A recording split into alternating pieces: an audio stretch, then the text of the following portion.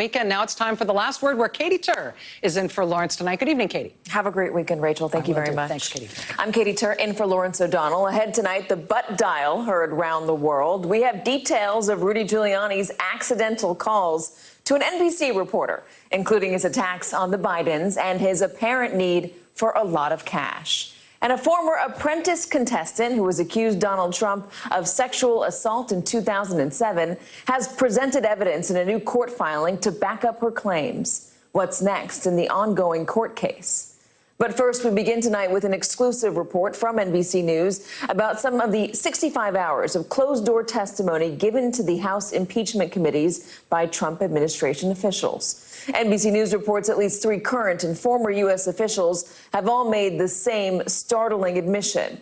A coveted White House visit for the new Ukrainian leader had been explicitly conditioned on his agreeing to investigations that could have helped President Trump's re-election. And when U.S. Ambassador to the EU, Gordon Sondland, was asked point blank under oath whether that constituted a quid pro quo, he did not dispute it, people with knowledge of his testimony said. NBC News reports that thanks to testimony like this and thanks to public comments from Trump, his aides, and his allies, quote, a portrait is emerging of a quid pro quo that evolved over time, with the president progressively upping the ante when his demands were not met. This development comes on the heels of a double victory in court for House Democrats.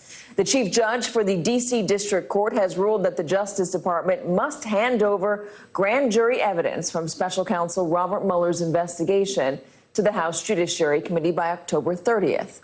Politico calls the decision a, quote, groundbreaking victory for Democrats in their effort to investigate whether President Donald Trump should be impeached for obstructing the long-running Russia probe. Grand jury information is typically kept a secret, but Judge Beryl Howard said in her opinion that the disclosures are in, quote, the public's interest in a diligent and thorough investigation into and in a final determination about potentially impeachable conduct by the president described in the Mueller report. The need for the material to be kept secret is minimal and thus easily outweighed by the compelling need for the material. That's one of the victories from this court ruling. The second, Judge Howell dismissed claims from the White House and congressional Republicans that the impeachment inquiry is illegitimate because it has not been authorized in a formal House vote. Judge Howell wrote, even in cases of presidential impeachment, a House resolution has never, in fact, been required to begin an impeachment inquiry. Republicans had claimed that the House Judiciary Committee cannot begin impeachment proceedings without a formal vote of the House, and that even if it could, Speaker Nancy Pelosi is not empowered to simply grant that authority to the Judiciary Committee. But Judge Howell rejected those arguments, writing, these contentions are at worst red herrings and at best incorrect. Leading off our discussion tonight are Natasha Bertrand, national security correspondent for Politico and an MSNBC contributor, Lisa Graves, former staff member of the Senate Judiciary Committee and former Deputy Assistant Attorney General under President Clinton, and Evan McMullin, former CIA operative and a former independent presidential candidate. He is the co-founder of Stand Up Republic. So, Lisa, I do want to start with you. This is a ruling that is not going to be, I guess, taken well by House Republicans and the White House. They wanted to say over and over again that this impeachment inquiry was illegal, it was unconstitutional, because they never held a vote. Well, those arguments are simply misplaced, and Judge Howell, the chief judge in the District of Columbia, was very clear in her analysis showing why that argument is deeply flawed. And she also talked at length about how this is fully consistent with centuries of legal precedent of judicial decisions in terms of access to material like this, as well as longstanding interpretations of the Constitution and the power of Congress to conduct these investigations without having any of the procedural hurdles that the House has attempted to assert, including statements by the founding fathers, by the framers, about the power of Congress to investigate these matters in a quasi-judicial manner. Natasha, the Washington Post reports that Trump and his advisors are now starting to get worried about the impeachment inquiry. They write, after weeks of dismissing the impeachment inquiry as a hollow partisan attack, President Trump and his closest advisors now recognize the snowballing probe poses a serious threat to the president and that they have little power to block it, according to multiple aides and advisors. Walk us through what you've learned so far about the impeachment inquiry and why it's going to give the president and his advisors, why it is giving them such pause. Yeah, well, if you speak to Republicans on the Hill, they would say it's about time the White House started getting serious about this impeachment inquiry. I mean, just the cascade of administration officials that we've seen going to the Hill and defying explicit administration orders not to testify is reason enough for the White House to be very concerned by the precedent that sets. I mean, you have career diplomats at the State Department who, in direct defiance of what state has told them to do, which is not testify, have been testifying for hours on Capitol Hill, sometimes for as many as 12 hours at a time, about all of the things that they saw going on with regard to the Ukraine matter and, of course, potential abuse of power by the president. Now you have Tim Morrison, who, of course, is on the National Security Council, who has said that he will testify if he is subpoenaed. He's a very, very important figure in this because he has the position, of course, that Fiona Hill had. He has responsibility for the Europe portfolio, Ukraine, Russia, and so he was in a position during all of this craziness with regard to Trump's, pressure on the Ukrainian president to get him to launch investigations into the Bidens and Ukrainian interference in the election in 2016.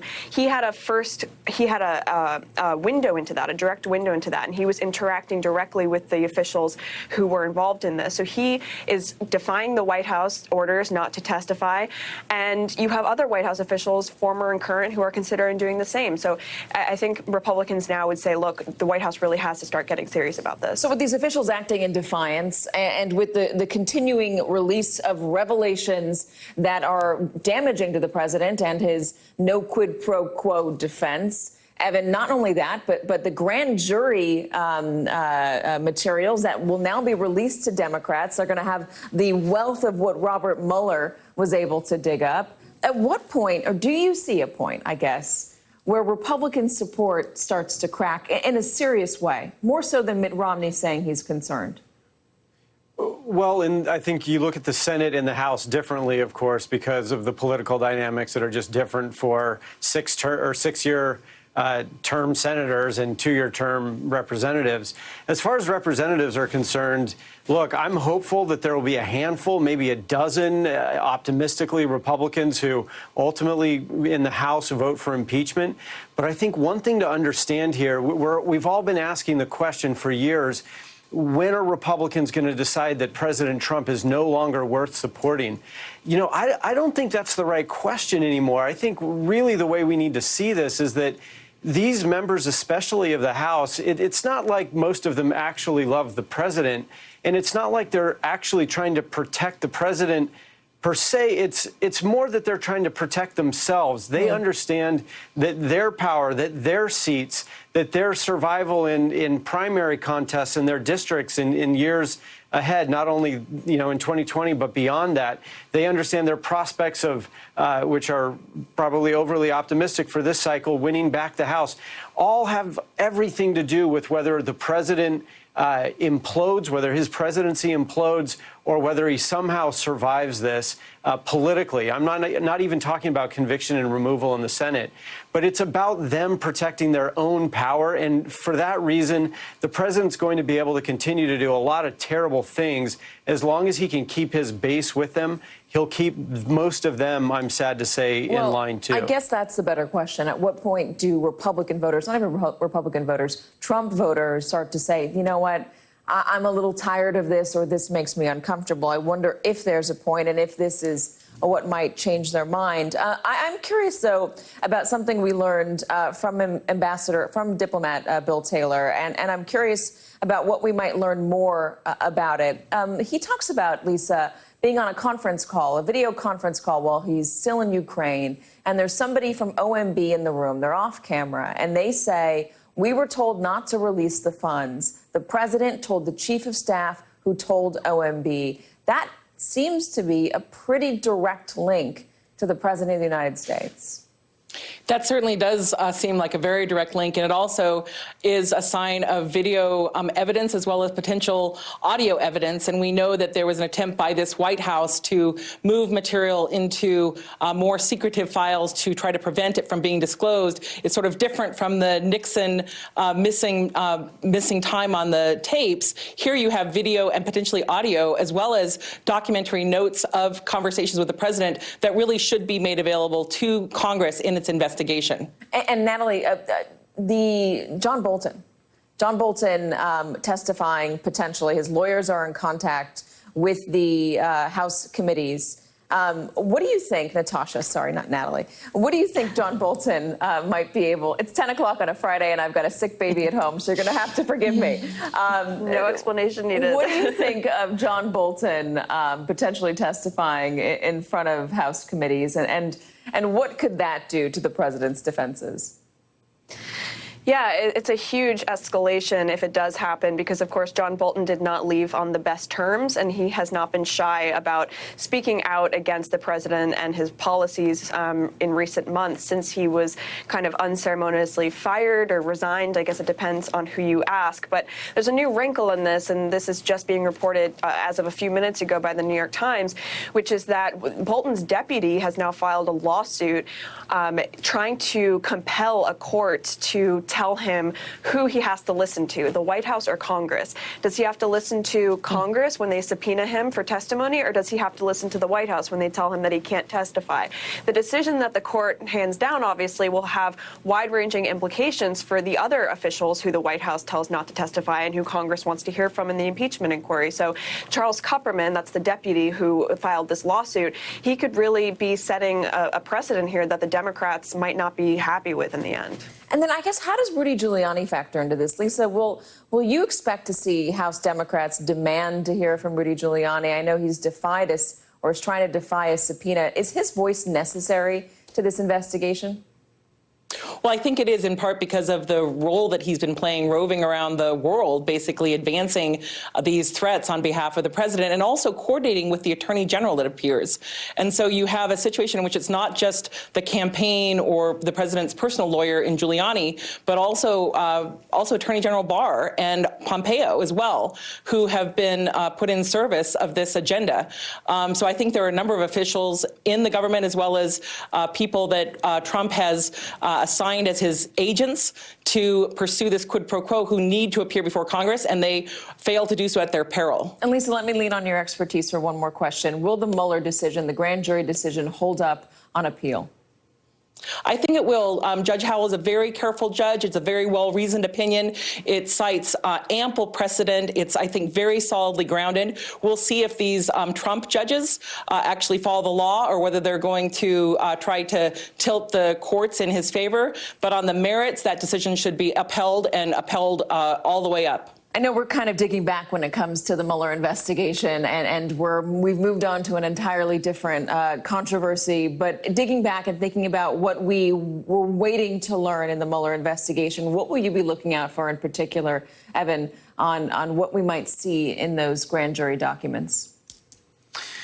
Well, you know, as far as the Mueller investigation is concerned, what I still really am waiting to see, which will not necessarily come out in these grand jury additional pieces of information, but are the CI elements of the investigation. I believe there was still a lot left out of that report, including a lot about Michael Cohen and his travels and contacts, and there are other pieces of the investigation that for some reason were not in the final report. So I don't know if through this additional now exposure of that investigation in Congress, if they'll dig up more information on the CI side of things. Certainly obstruction will be a part of it now that that information is more, what comes from the grand jury is more directly related to that. But the important thing I think here is that, you know, the Mueller investigation and the Russia issue set the stage for what we are now very much focused on, which is the Ukraine scandal. I don't think we would be as concerned as a country about the Ukraine scandal, to be honest, if we hadn't gone through the Russia scandal first. But because we have the Russia scandal and then the Ukraine scandal, we see a pattern in the president's abuse of power in his attacks with foreign powers against our democracy. And so I think what's interesting about this is that, yes, Congress is focused on the Ukraine scandal now, but now we're going to circle back, and now the Russia scandal is going to become, I think, a part of this impeachment inquiry. Again, obviously it will be, but I think it's going to become now more a part of the American sort of consideration, the people's consideration of whether the president should be impeached again. It's just interesting how the Russia scandal set the stage for the Ukraine scandal, and now the Ukraine scandal is in a way bringing the Russia scandal back into consideration, back into the situation. Yeah, and I remember 2 years of the Russia investigation, and the big overarching theme was, don't ask a foreign government to interfere, to meddle, to attack our elections. The very next day, Donald Trump has a phone call with President Zelensky of Ukraine after the investigation is over, after Robert Mueller testifies. The very next day, he calls President Zelensky of Ukraine and says, do me a favor, though, investigate the DNC server and Joe Biden. Natasha Bertrand, Lisa Graves, Evan McMullen, thank you guys very much. And coming up, Rudy Giuliani is not the most discreet person, but butt-dialing an investigative reporter twice in the last month while your supposed client, the president, is the subject of an impeachment investigation in a scheme in which you play a central role is pretty shocking. And what Giuliani said while a reporter was listening is also shocking. Stay with us. That's next.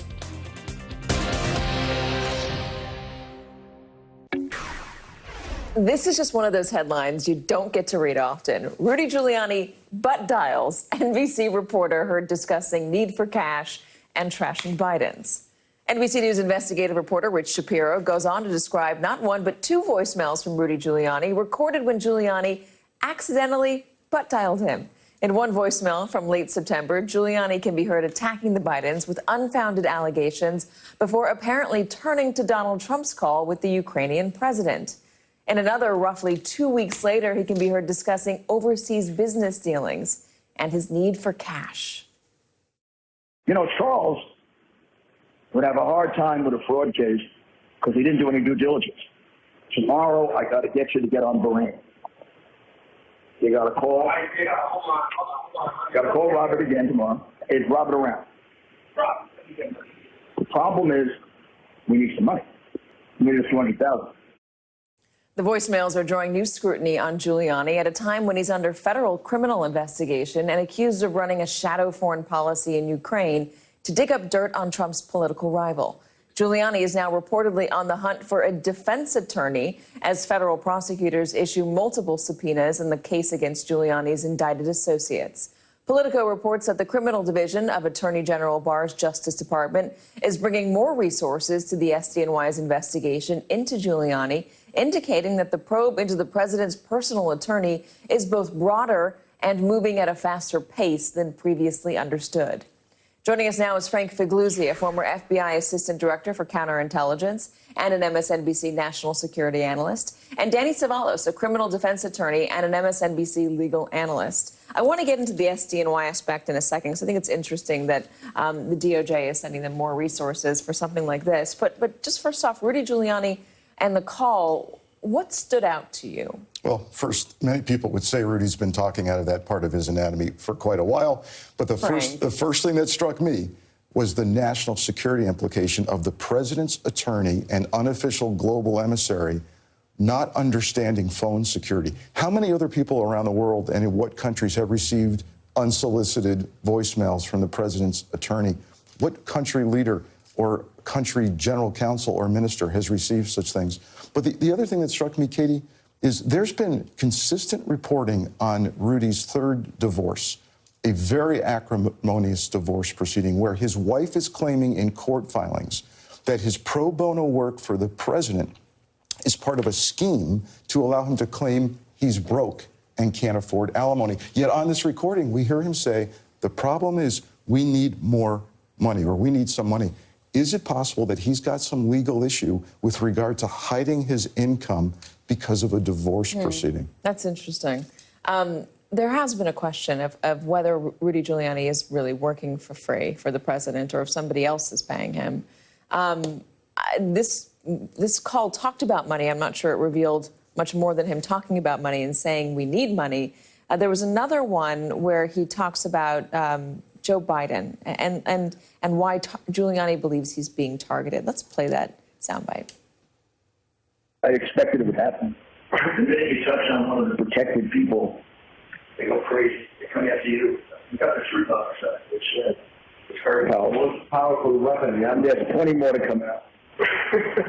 They don't want to investigate because he's protected. So we got to force him to do it.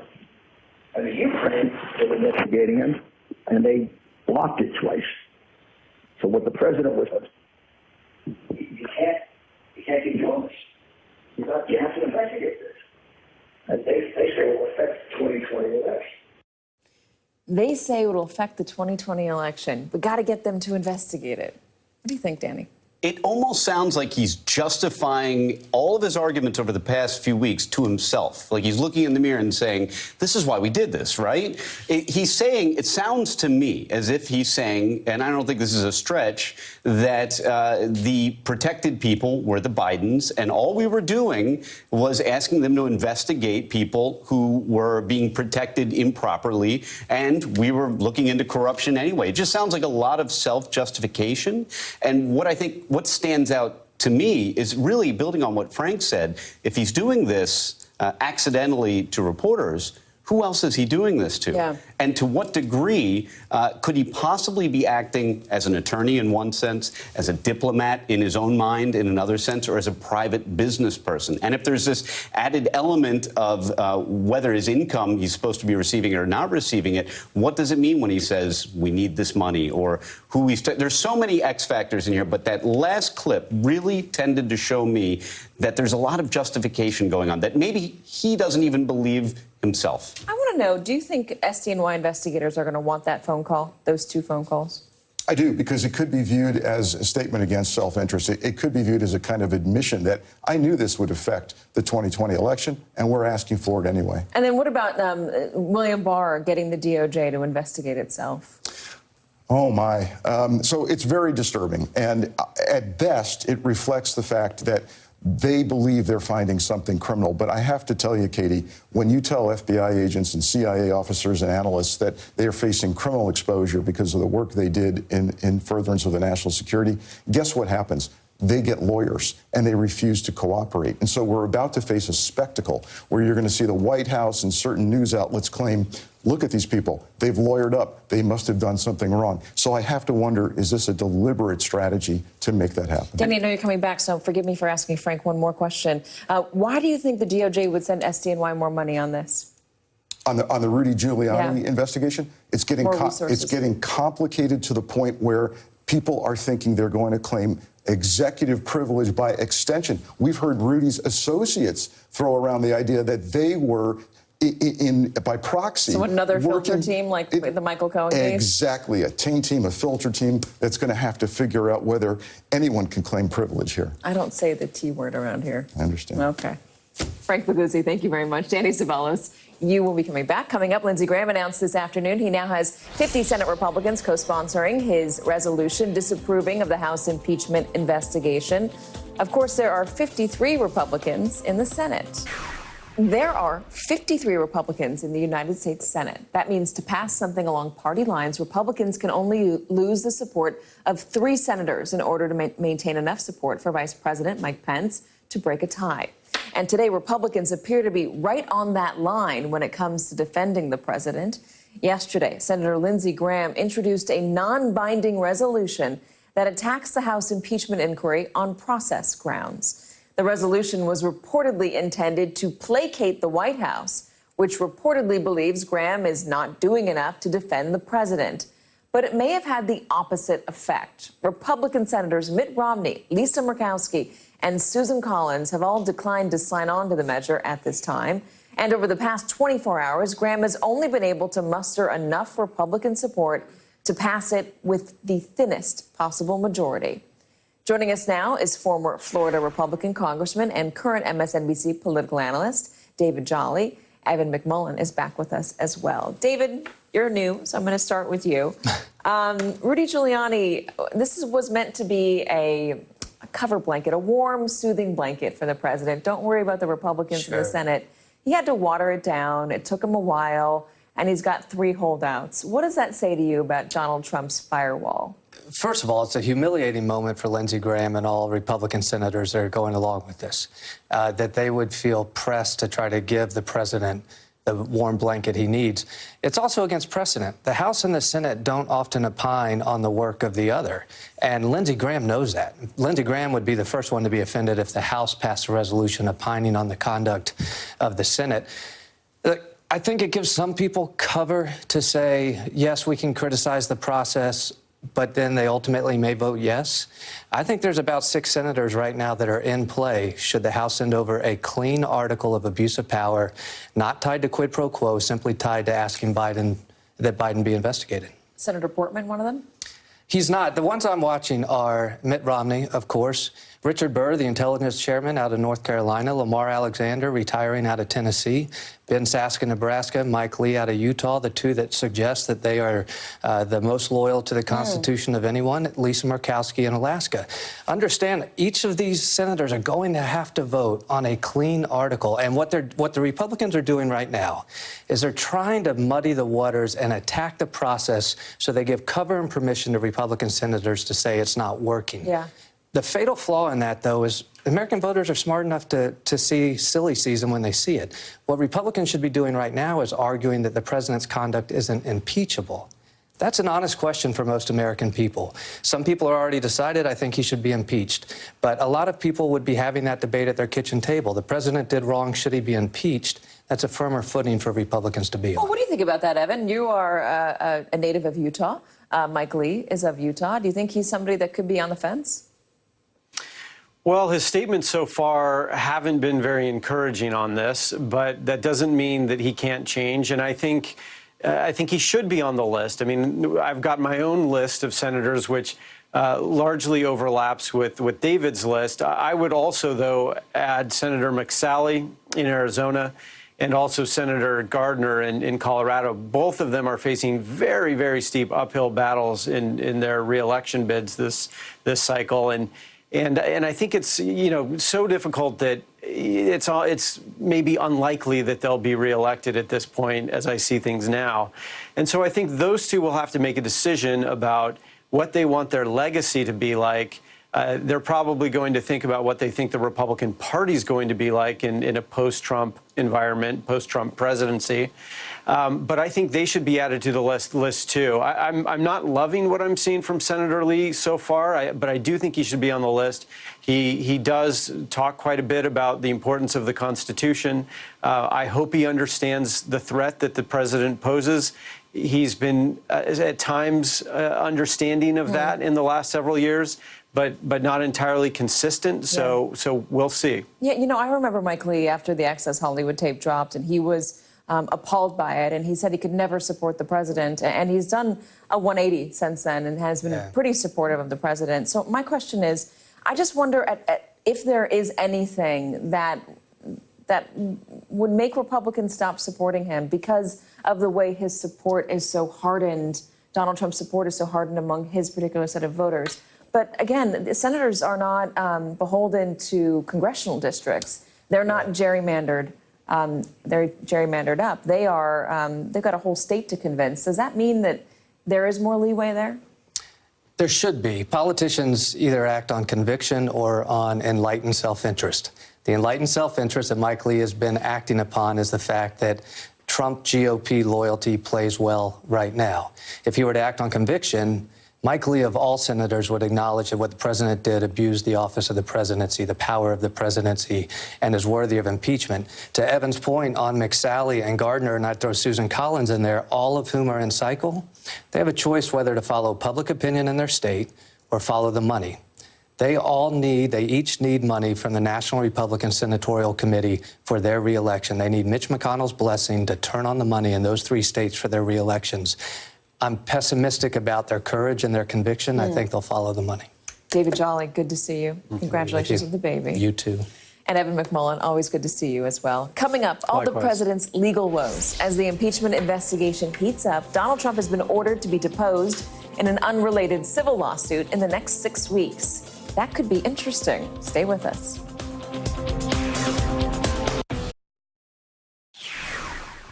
Now to the president's legal woes that are not the impeachment investigation or the ongoing lawsuit over his tax returns.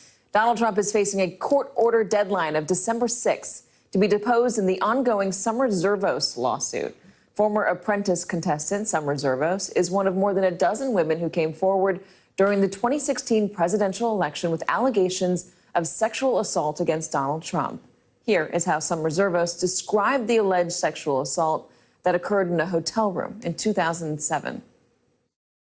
I stood up, and he came to me and started kissing me open-mouthed as he was pulling me towards him. He put me in an embrace, and I tried to push him away.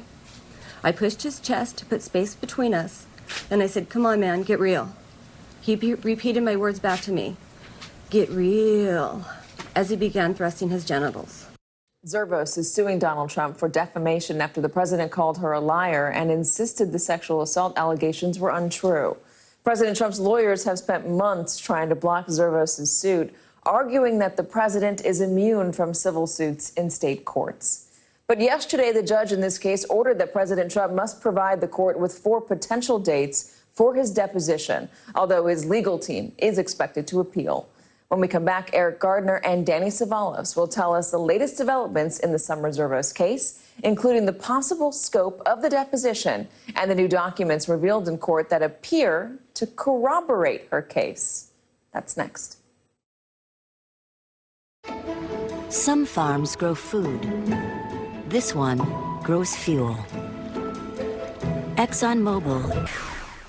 President Trump's legal woes continue this week in a civil lawsuit in New York, where he was ordered by the court to be deposed by December 6th. Former Apprentice contestant Summer Zervos is suing Donald Trump for defamation after he called her a liar for making sexual assault allegations against him. New documents revealed in court this week help support Zervos' sexual assault allegations. Joining us now is Eric Gardner, a senior editor for The Hollywood Reporter, who has extensively covered the Summer Zervos lawsuit. Danny Savalos is also back with us. Danny, I want to look at these court documents. They were filed yesterday, and they're about conversations she had with her family. They're emails, including one to Rona Graff, who's the president's or one of his secretaries before he became president of the United States. What does that need to say in order to help Zervos win this case? I've read the exhibits, I've looked at them, and there are a couple emails and excerpts from Donald Trump's personal calendar. And what she's trying to do is match up her allegations and show that, hey, these documents, President Trump's calendar, matches up. He was exactly where we say he was, exactly at the time we say he was there. Now, their complaint against Trump is that he has these documents and they just marked them confidential, and they are saying that they can't reveal those publicly as a result, that by unilaterally saying, hey, these are confidential documents, the plaintiff is saying, not so fast. It's the court that decides what is confidential and what is not. You don't get to, on your own, just stamp everything confidential and it never gets to see the light of day. That's not how this works. Eric, she's suing for defamation. She doesn't like that the president called her a liar because she says this happened. If she wins in court, what does she want to happen next? Well, I think she wants to make a point that she's telling the truth. Remember, this is a defamation suit. She doesn't have to prove that the sexual assault occurred. She just has to prove that Donald Trump was untruthful. And in here, Donald Trump said she never interacted with him at the hotel. And Donald Trump doesn't try to portray this as a consensual affair. He says, no, we didn't meet in the hotel. Well, here she comes along and she has proof that he was at this particular spot back in 2007. Not only that, but she can also show that she complained about it, going as far back as 2011, seeking out a lawyer. This was well before the Access Hollywood stuff. So, Donald Trump in the next few weeks is going to be in deposition, being asked about his statements, being asked whether he sticks to the story that he never met her in the hotel. Eric, what about all the other women that he's called liars for coming out and saying that he did something inappropriate to them?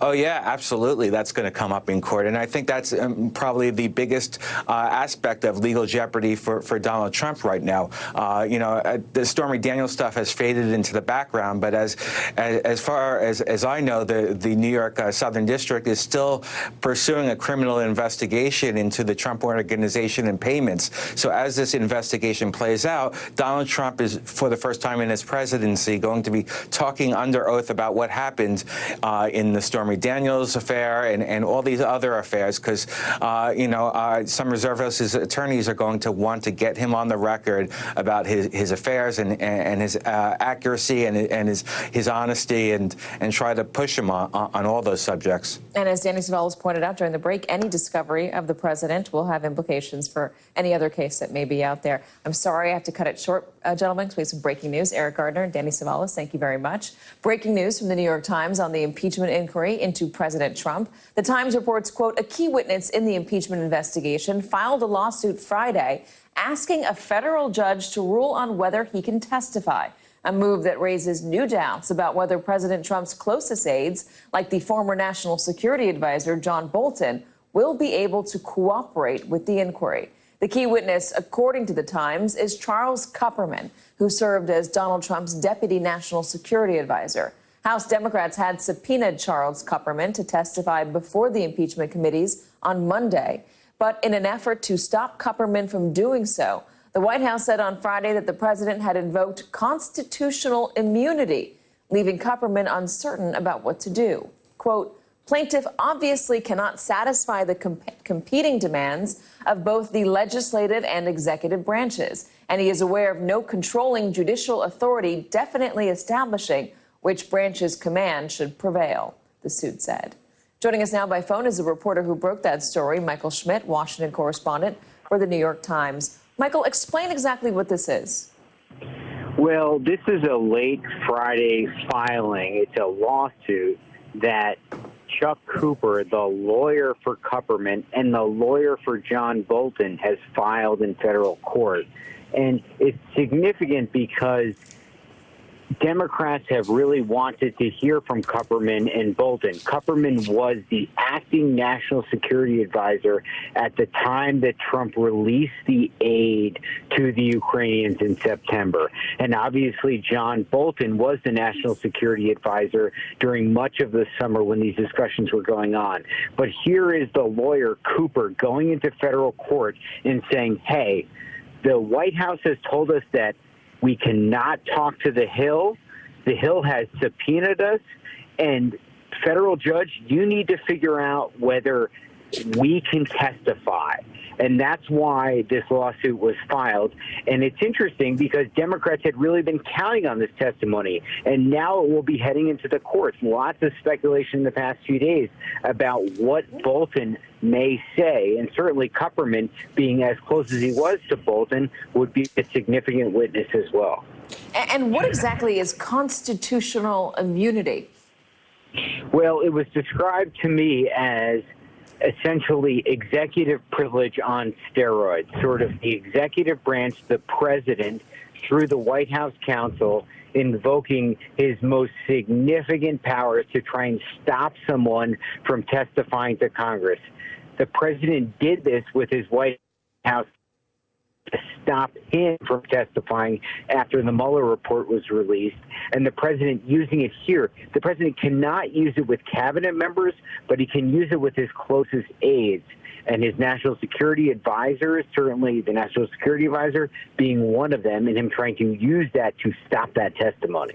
Is this intended to potentially stop Bolton from testifying beyond stopping Kupperman from testifying? Kupperman? I have no evidence to believe that this suit was filed as any part of trying to stop this. I think this was a situation where a witness and a lawyer were presented with the White House saying no, the Hill saying give us your testimony, and them saying I will go to federal court and ask a judge to make that decision. Democrats are portraying this as a legal theory, as extreme and an act of obstruction by the Trump White House, you say. How quickly do you think that this is going to get ruled on? I'm not sure. When things are before an impeachment proceeding, they would tend to get more urgency within the courts. But at the same time, this could be something that will play out over a long period of time. Ultimately, look, Kupperman was supposed to go in next week. That will not happen anymore because of this. And the Democrats had certainly had some momentum over the past few weeks, really building against the president with sort of daily interviews of witnesses coming in and leaks about their testimony. From Kupperman, someone who was close to the president, they will not have that now. What does this mean for other witnesses that are a part of the administration? Are they going to use this as a reason not to come forward? Will it scare them off? Well, I mean, look, the only thing I can say is that you have to look at this in what it means for Bolton. Bolton is represented by the same lawyer, this lawyer, Chuck Cooper, who has gone to court and who has done this. And the White House would likely invoke the same privileges against Bolton to try and stop him from testifying. And Bolton, in many ways, is seen as a key witness here because he is someone who is a longstanding Republican. He's someone that Republicans and conservatives have seen on Fox News for many years. He's certainly someone that is different than the longtime career diplomats who have testified in recent days and been attacked by the White House.